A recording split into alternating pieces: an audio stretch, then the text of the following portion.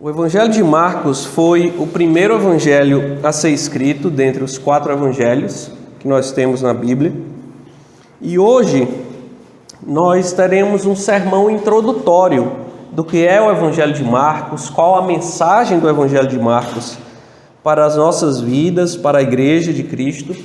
E nós, pelos próximos meses, estudaremos esse Evangelho. Vamos expor todo o Evangelho, se assim o Senhor nos permitir.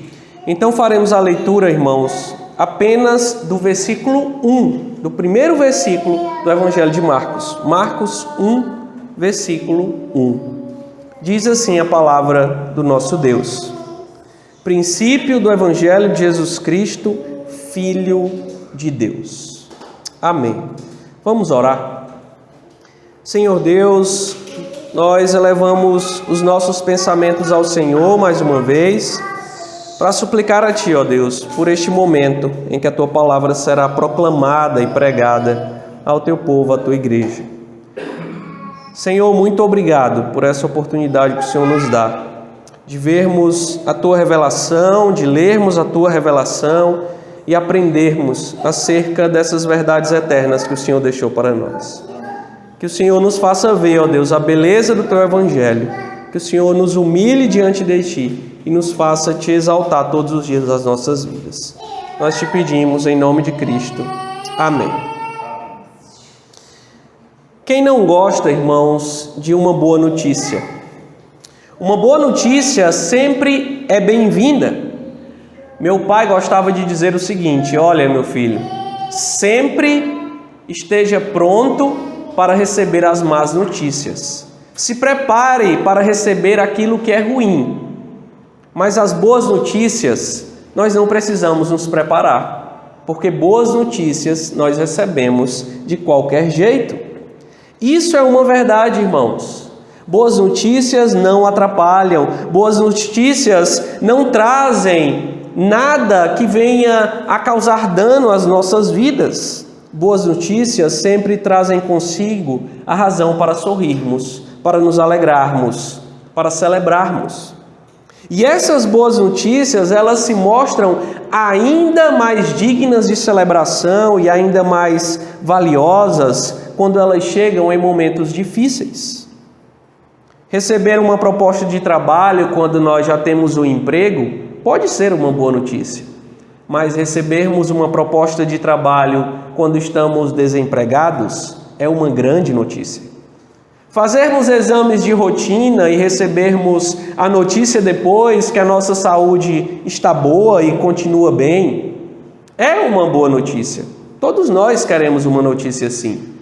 Mas descobrirmos que uma doença grave foi curada é uma notícia muito maior. É uma notícia que deve ser celebrada com muito mais júbilo e com uma celebração ainda mais empolgante. O Evangelho de Marcos, irmãos, é um evangelho que nos traz uma boa notícia. E é um evangelho que foi escrito para levar uma boa notícia em um tempo de coisas ruins, em um tempo de perseguição, em um tempo de incerteza, em um tempo de sofrimento. Marcos escreve o seu evangelho para crentes que estavam em Roma. E esses crentes estavam debaixo da perseguição do Império Romano. Nero perseguia a igreja, o imperador romano perseguia os crentes, matava os cristãos, e Marcos então escreve este seu livro para falar do Evangelho de Cristo, para entregar uma boa notícia àqueles irmãos em Cristo que estavam sendo perseguidos.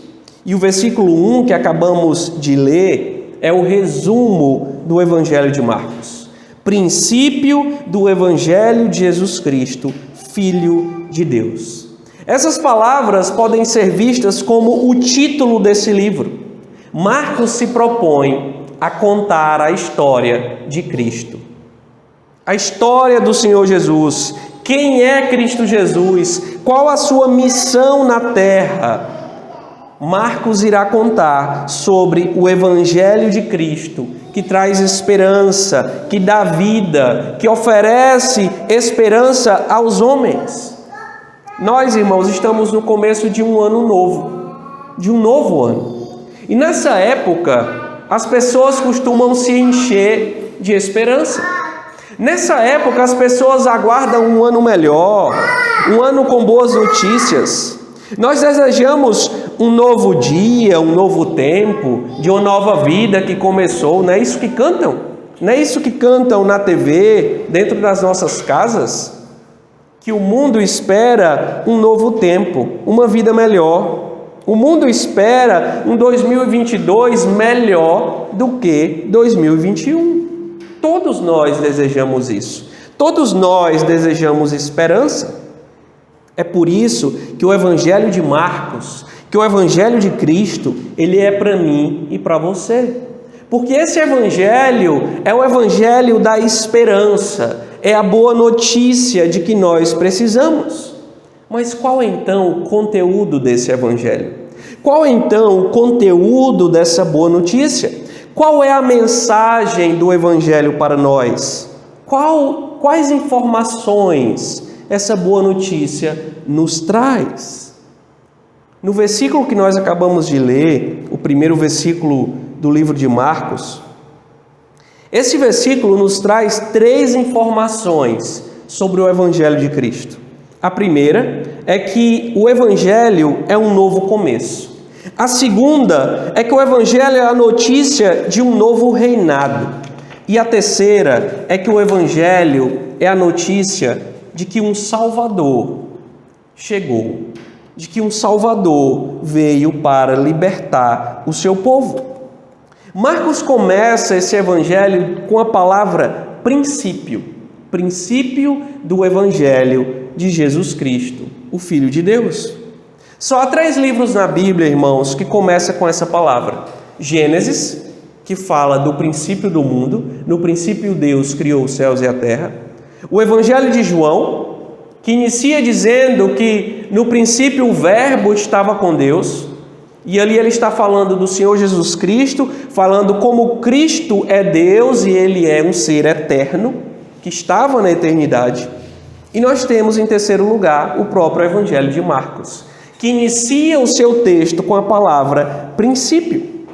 Quando Marcos usa essa palavra, irmãos, Marcos está fazendo um link com o princípio das coisas, com o princípio do mundo, com Gênesis 1, versículo 1. O Evangelho de Jesus Cristo é um novo princípio, um novo começo. A chegada de Cristo é o início de uma nova criação.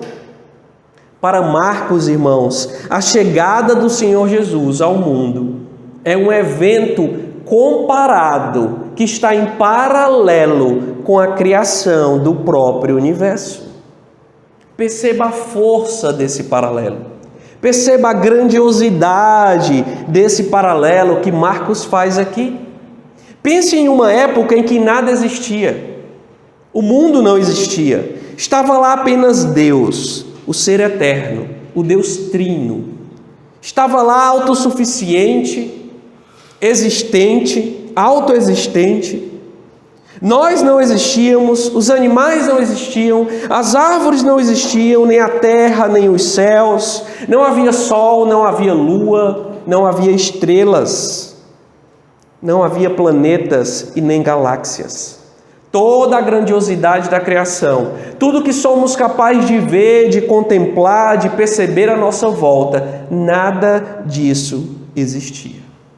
Até que um dia Deus, com a sua voz, com a sua palavra, Deus disse: haja luz, e houve luz. Deus foi falando e as coisas foram sendo criadas. Deus simplesmente falava e toda a existência surgia do nada. Que grande evento!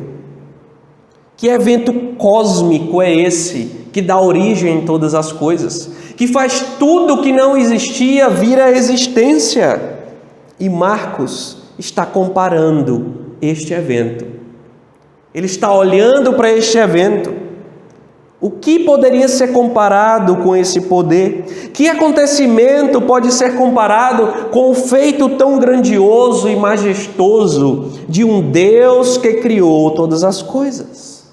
Marcos nos diz a chegada de Cristo ao mundo. A chegada do Senhor Jesus é um evento tão grande, um evento tão espetacular, um evento tão único, que a única coisa que pode ser comparada à chegada de Cristo é a criação do mundo. Em Cristo há um novo princípio, em Cristo há um novo tempo, em Cristo há uma nova criação.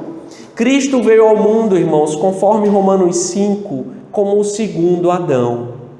Cristo veio para acabar com a maldição trazida pelo primeiro Adão. A maldição do pecado, que Adão pecou lá no Éden e trouxe maldição sobre toda a criação.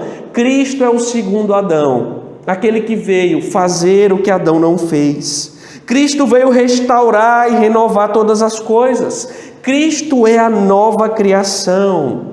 Ele veio para começar a obra da restauração dos céus e da terra.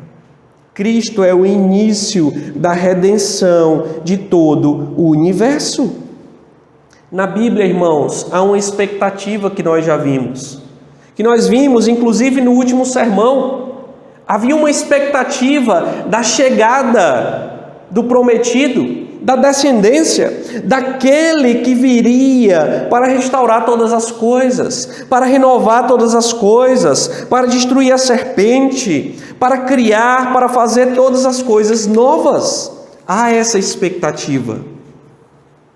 E Marcos começa o seu evangelho dizendo que essa expectativa foi atendida, que Cristo chegou.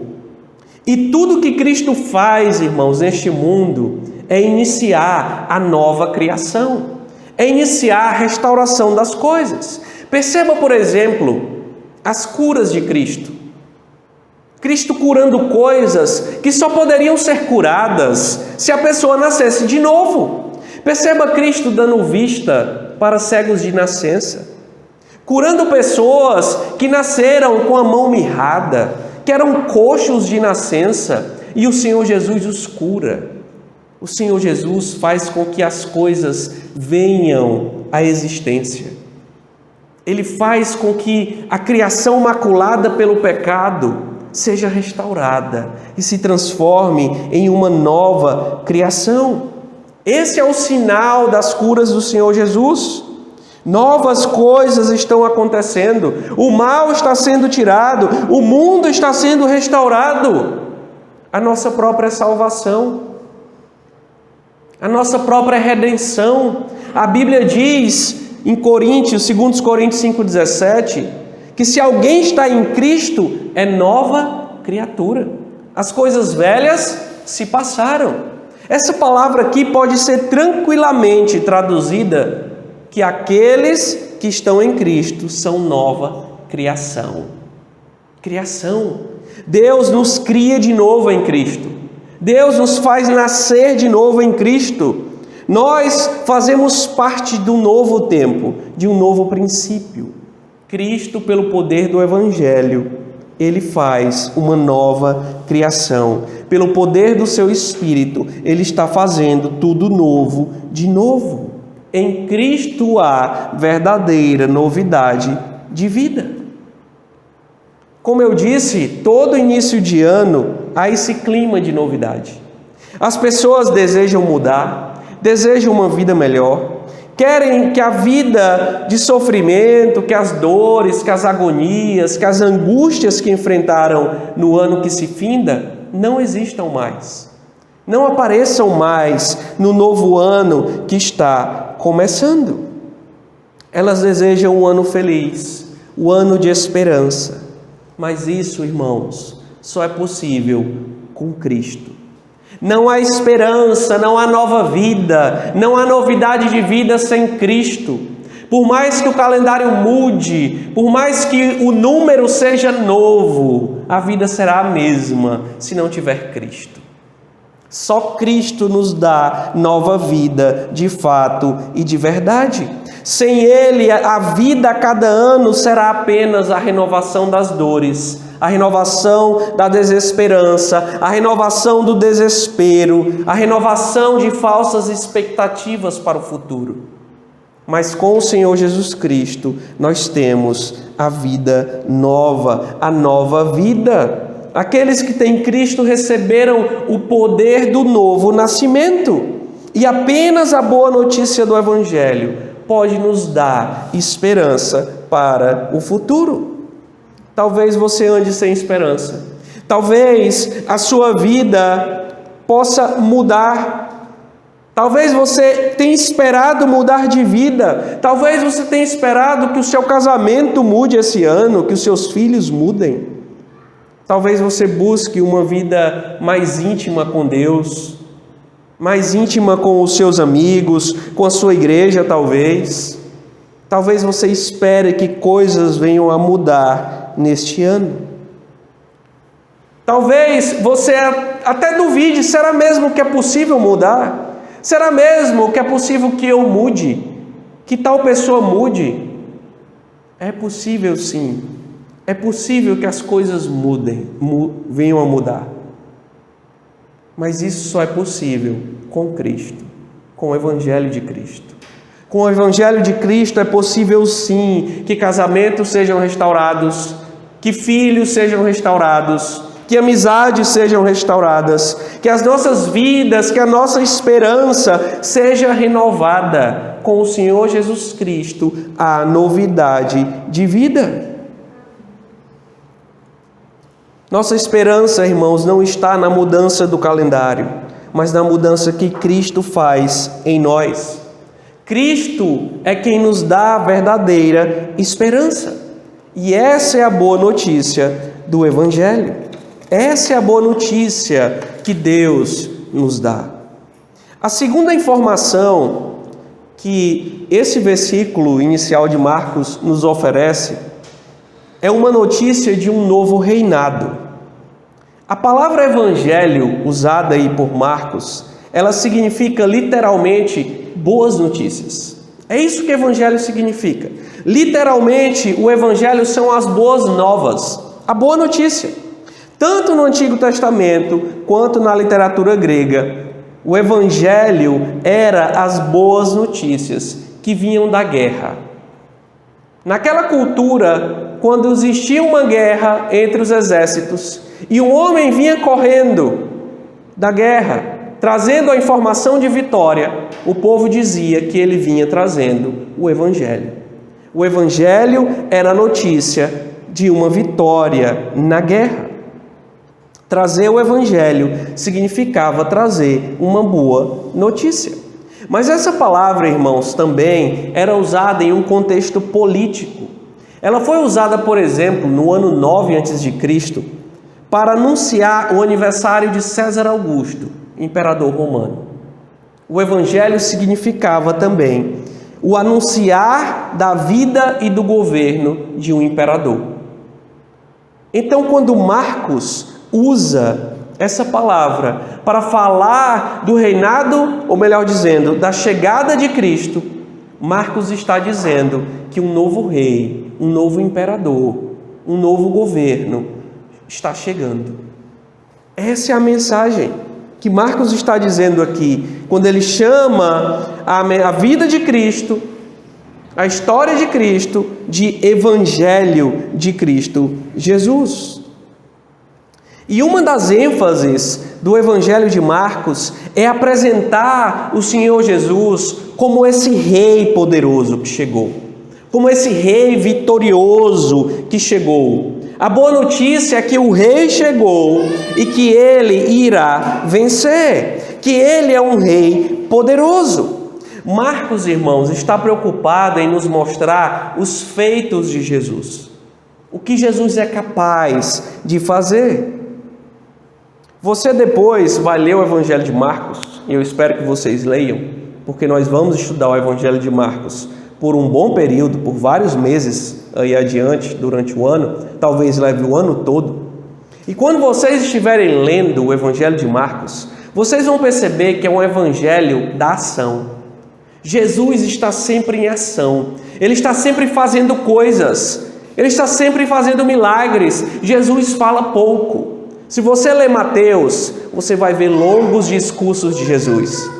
Você vai ver, por exemplo, o Sermão do Monte, que leva várias páginas da Bíblia, Jesus falando, discursando um sermão. Em Marcos você não vai encontrar isso. Marcos não está interessado em nos mostrar o Jesus que fala, o Jesus que ensina. Marcos está interessado em nos mostrar o Jesus poderoso que faz milagres. Então, em Marcos, Jesus está sempre fazendo coisas, demonstrando poder, demonstrando autoridade. Em Marcos, Cristo é o Rei poderoso, é o Rei todo-poderoso. E saber essa verdade, irmãos, traz consolo e paz. Imagine os crentes no Império Romano, debaixo de perseguição do imperador, sem esperança, duvidosos, e então recebem o Evangelho de Marcos dizendo: há um novo Evangelho, há um novo imperador, há um novo rei que chegou e ele é poderoso e ele governa sobre todos. Há esperança, irmãos, nessa mensagem. Há esperança no Evangelho para aqueles que receberam em seu tempo. E há esperança para nós também ao recebermos este Evangelho de Marcos. Porque a mensagem é a mesma. A mensagem para nós é de que Cristo veio ao mundo, de que Ele é Rei e Ele é um Rei poderoso. E pela providência de Deus, nós estamos vendo esse sermão no segundo dia de um ano que teremos eleições para presidente. E já tem muita gente por aí aflita. Quem vai ganhar? O que será de mim? O que será da igreja? O que será dos valores cristãos? O que será do conservadorismo? O que será disso e daquilo outro? Irmãos, independente de quem ganhe, independente de quem seja o novo presidente, independente se permaneça ou não o presidente que aí está, uma coisa nós temos certeza e segurança: Cristo continuará sendo o Rei poderoso sobre as nossas vidas. Cristo continuará sendo o Rei grandioso que veio ao mundo e que governa a tudo e todos. Não importa a situação que estejamos, não importa o governo que teremos, não importa as crises que este país possa enfrentar, não importa se as autoridades deste mundo irão nos dar liberdade ou irão nos perseguir. Cristo sempre continuará sendo o Rei que governa tudo. O Rei que governa todas as coisas. Nada pode abalar o seu trono. Os anos podem passar, governos podem se levantar, governos podem cair, mas o trono de Cristo jamais será abalado. O trono do Senhor jamais tremerá diante dos reis da terra. Jesus veio para reinar e a sua autoridade é eterna. É isso que lemos no Salmo 2, na abertura deste culto. Veja o Salmo 2. Enquanto os reis da terra estão zombando de Deus, o que o Salmo nos diz?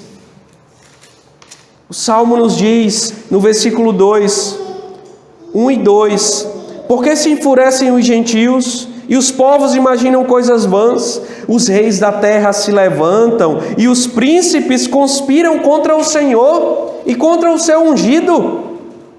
E veja o que Deus faz no versículo 4. Ri-se aquele que habita nos céus. Deus zomba dos reis da terra. Chegará o dia em que a ira de Deus cairá sobre eles. Chegará o dia em que o Senhor dará paga de suas obras, porque não há Deus acima do nosso Deus. Não há governante acima do nosso Rei. O nosso Deus é o nosso Rei e Ele é supremo sobre tudo e sobre todos. E aí reside, irmãos, a nossa esperança. A terceira e última informação que nós encontramos nesse versículo é que o Evangelho nos anuncia a notícia de um Salvador. Além de todos os significados que nós já vimos aqui da palavra Evangelho, essa palavra ainda tem um significado teológico, um significado nas Escrituras. Antes do Novo Testamento, a palavra Evangelho já era conhecida pelo povo de Deus. E Marcos está conectando o seu livro com a história das Sagradas Escrituras. Em Isaías 40, no texto que nós lemos, que está aí no boletim, Isaías 40, esse texto profetiza a libertação do povo de Israel do cativeiro babilônico. Ali está a profecia de que o Senhor Deus voltará para salvar e libertar o seu povo. O povo que estava preso, o povo que estava aprisionado. Mas aquela profecia, irmãos, não olha apenas para o Israel daquele tempo que estava na Babilônia. Essa profecia tem um cumprimento longínquo para o tempo futuro, bem futuro. Essa profecia fala da chegada do próprio Senhor Jesus Cristo. Se você olhar aí no boletim, o texto de Isaías 40, no versículo 9 até o 11, o texto diz assim: Tu, ó Sião, que anuncias boas novas, sobe ao monte alto. Tu que anuncias boas novas. Essa palavra boas novas, no texto grego do Antigo Testamento, é a palavra evangelho. Isaías está aqui recebendo uma profecia, que é o anúncio de boas novas. É o anúncio de um evangelho, que será anunciado ao povo de Deus que está em cativeiro, ao povo de Deus que está escravizado. E o texto segue dizendo, qual é a notícia? No final do verso 9, eis aí está o vosso Deus, eis que o Senhor Deus virá com poder, e o seu braço dominará. Eis que o seu galardão está com ele, e diante dele a sua recompensa. E como ele virá? Como um pastor que apacentará o seu rebanho, entre os seus braços recolherá os cordeirinhos e os levará no seu seio, as que amamentam ele guiará mansamente. Esse era o rei esperado e profetizado pelo povo, por Deus ao povo, melhor dizendo. Deus prometeu esse rei que viria com poder, que o seu braço dominaria. E Marcos está aqui retomando essa profecia. Marcos está aqui continuando a profecia de Isaías. Ele abre o seu evangelho proclamando a todos esse Deus prometido, esse rei que viria dominar, esse rei poderoso que viria libertar o seu povo. Esse rei chegou, ele veio, ele domina sobre todos, ele está entre nós. Ele veio para nos salvar, para libertar do cativeiro, para nos tirar do cativeiro deste mundo. Esse rei dominará sobre nós com um cetro de justiça, derrotará os nossos inimigos e governará as nossas vidas. Ele veio para ser o bom pastor que nos acolhe, que nos toma nos braços, que cuida das nossas vidas, como um rei poderoso que também é um pastor amoroso. Esse rei é Jesus Cristo, o Filho de Deus. Esse é o anúncio de Marcos no seu versículo 1. Essas são as notícias que o Evangelho traz. Princípio do Evangelho de Jesus Cristo, Filho de Deus. Todo o livro de Marcos, irmãos, é o Evangelho de Cristo. Para Marcos, o Evangelho é toda a história do Senhor Jesus. É o próprio Senhor Jesus. É o próprio Filho de Deus que é o Evangelho, que é a boa notícia, que é as boas novas que nós devemos conhecer. E esse Evangelho fala de Cristo, tão somente de Cristo. O centro do Evangelho é Cristo, não nós mesmos. Por aí surgiu um vídeo um dia de alguém que se diz pastor, muito conhecido nas redes sociais, e ele dizia que você é o centro do coração de Deus. Você não é o centro do coração de Deus. Eu não sou o centro do coração de Deus. Ninguém é o centro do coração de Deus, a não ser o próprio Deus, o próprio Cristo, o próprio Senhor. O Senhor Jesus Cristo é o centro do Evangelho, o centro da história. Ele é o protagonista e não nós mesmos.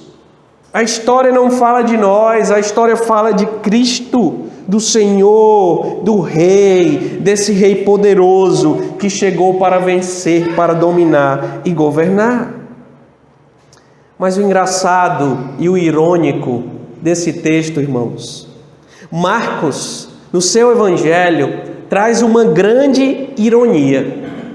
E eu queria que vocês prestassem bem atenção nisso aqui. Marcos, ele traz uma grande ironia na história do Evangelho que ele está abordando. E quando você estiver lendo o Evangelho de Marcos, eu quero que você perceba isso. Abra sua Bíblia em Marcos 8. Abra sua Bíblia em Marcos, capítulo 8.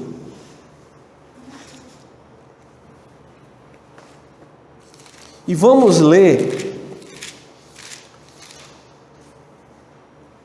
do versículo 31 até o 33. Capítulo 8, irmãos, do Evangelho de Marcos, é como se fosse a dobradiça de uma porta. O Evangelho vem falando de Cristo como um Rei poderoso. Os 8 primeiros capítulos de Marcos, com exceção do começo, que fala de João Batista, vai falar de Cristo como um Rei poderoso. Cristo é aquele que cura. Cristo é aquele que dá ordem aos demônios e os demônios obedecem. Cristo é o Rei poderoso que está falando e as coisas estão acontecendo. Cristo é o Rei poderoso que tem autoridade sobre a natureza. Ele fala e o mar se acalma. Ele fala e a natureza obedece. Ele é esse Rei. Mas quando chega no capítulo 8, as coisas mudam. As coisas mudam. A partir do versículo 31, Cristo fala pela primeira vez no Evangelho de Marcos sobre a sua morte. Você pode anotar aí, primeira vez que Cristo fala da sua morte no Evangelho de Marcos, em Marcos 8. E aqui o leitor é surpreendido. Nós somos surpreendidos. Nós não somos surpreendidos porque já conhecemos a história, mas Marcos escreveu para nos surpreender. Para chegarmos aqui vendo um Cristo poderoso, grandioso, que tem todo o poder, que chegou para dominar, que chegou para vencer. E então ele abre a boca e diz que vai morrer. Como assim?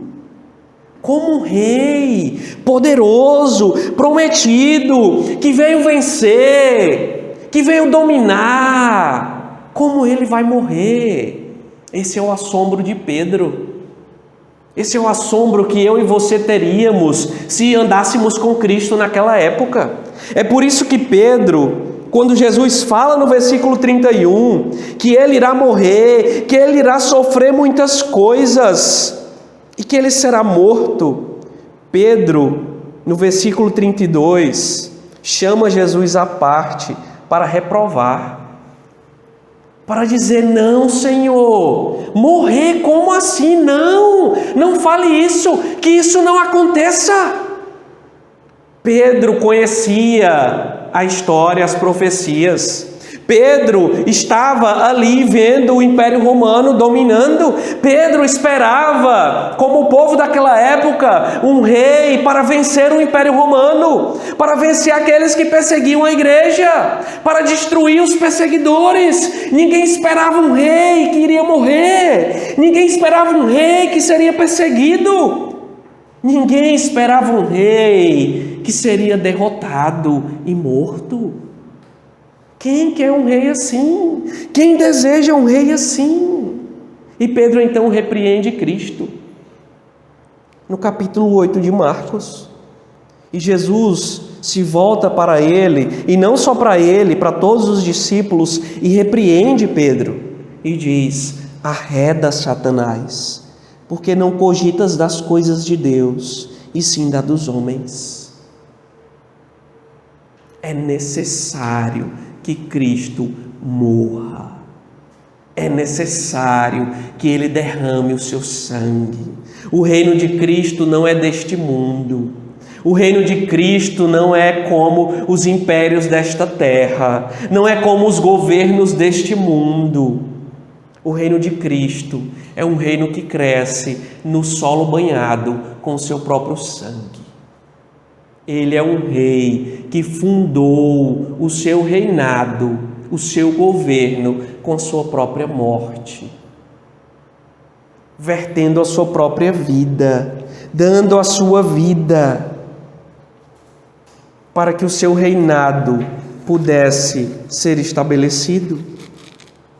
A morte de Jesus, irmãos, é o meio necessário para que o meu e o seu pecado pudesse ser perdoado. O sangue de Cristo foi o preço que Ele pagou para comprar as nossas vidas. O sangue de Cristo é o preço que Ele pagou em troca do seu povo, da sua igreja, do seu reino, do seu governo, do seu trono sobre todas as coisas. No reino de Cristo não existe exaltação sem humilhação. Ele teve que se humilhar para depois ser exaltado como rei sobre tudo e sobre todos. E a partir daqui, irmãos, no Evangelho de Marcos, vai acontecer a caminhada de Cristo para a cruz. Cada vez mais que o Evangelho vai sendo adiantado, Cristo estará agora se aproximando da cruz. O Rei poderoso, aquele que tem todo o poder sobre tudo e sobre todos, caminhará para a morte, para a cruz. Essa é a ironia do Evangelho de Marcos. Essa é a mensagem geral do Evangelho de Marcos. E esse Evangelho, irmãos, esse Evangelho em que o Senhor Jesus Cristo morre, esse é o Evangelho que nos dá esperança. Esse é o Evangelho que nos dá a esperança de um novo ano que se inicia. O Evangelho, irmãos, é a história de um rei que se entregou para salvar a muitos, para fazer de nós os seus súditos, a sua herança, o seu povo. E se nós pensarmos bem, esse ano, ele não é tão novo assim. Mudou o calendário, é verdade, mas o mundo é o mesmo. As lutas são as mesmas, os desafios são os mesmos. Nós continuamos no mesmo mundo caído e manchado pelo pecado. Os tempos passam, mas a guerra permanece. O pecado é o mesmo, Satanás é o mesmo. Mas a nossa esperança é que Cristo, nosso Deus, também é o mesmo. A nossa esperança é que o Senhor Jesus esteve neste mundo de pecado, que Ele viveu as dores deste mundo, que Ele lutou as lutas deste mundo, que Ele venceu as guerras deste mundo. E Ele venceu. E se Ele venceu, nós também venceremos. A nossa esperança nesse Evangelho, nessa boa notícia, é a esperança daqueles que possuem o Rei que esse Evangelho anuncia. Cristo é o nosso Rei, e Ele é sim o Rei vitorioso, porque é verdade que Ele morreu, mas é verdade também que Ele ressuscitou, que Ele venceu a morte, que Ele venceu o inferno, que Ele venceu o pecado, que Ele venceu Satanás e foi elevado aos céus, de onde Ele governa o mundo e as nossas vidas. Talvez você já esteja cansado da vida, dos problemas, dos desafios, da mesma luta. Talvez você diga: olha, eu estou cheio ou cheia de esperança para esse novo ano. Eu não quero roubar a sua esperança. Eu não quero caçar a sua esperança. Eu não quero tomar a sua esperança. Mas eu quero dar a você uma esperança muito maior.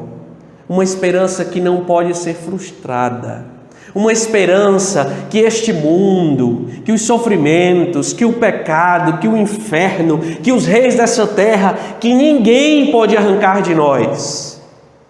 A esperança não apenas do início de um novo ano, mas a esperança do início de uma nova era, do início de um novo século, do dia bendito em que o Senhor Jesus Cristo voltará para estabelecer o seu reino de uma vez por todas e nós vivermos com Ele eternamente.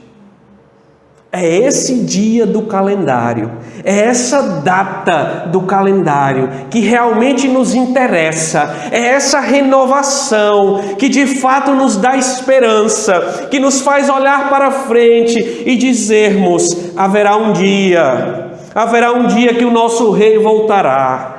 Haverá um dia em que o Senhor Jesus rasgará os céus e entrará nessa existência mais uma vez, em corpo visível, para estabelecer o seu reino, para buscar a sua igreja, para nos arrancar deste mundo mau, para destruir essa terra e criar tudo novo.